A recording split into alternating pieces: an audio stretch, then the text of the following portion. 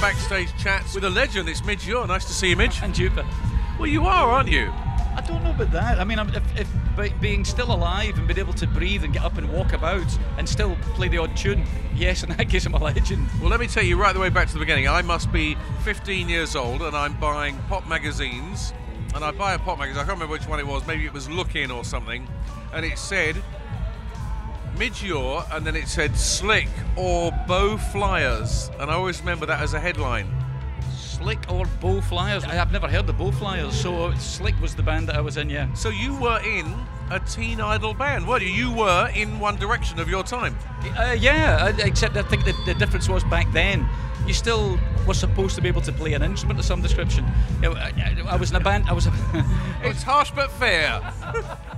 Yeah, I couldn't dance though. Yeah. Oh. So it's fair enough, that equals it out. Can they? I don't know, I've no idea. I'm not sure what they do. The gap between Slick 1976 and Vienna 1979, 3 years, a lot of very fast growing up went on then. Well, if you take us up to Vienna then, how much do you hate Joe Dolce?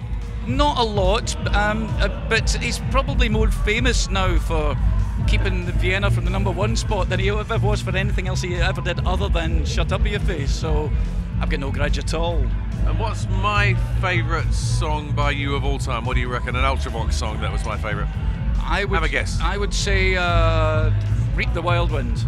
No, Sleepwalk. Sleepwalk. See, the first ever single we did, first single I did with the band, and it's because we refused to do demos. The record company who was interested in us just said, look, go into the studio for 2 days and come up with something, and we came out with Sleepwalk as a finished article. I got to play it on the radio quite recently, and I really think it really stood the test of time. It sounded so dynamic, it was like, wow, it jumped out of the radio. Well, it's kind of what we called synth heavy metal, because it was, you know, instead of electric guitars doing it, we had these very drive and distorted synthesizers doing it all.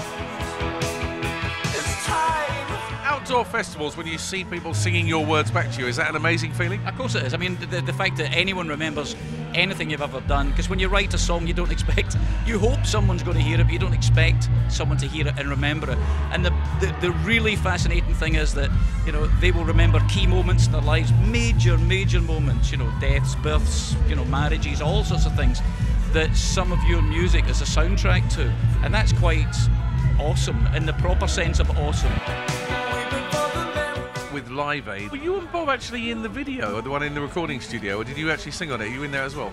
Yeah, we were in there. I can work out how long your hair would have been then. It was long ponytail. Yeah. See, I think I left it in the studio.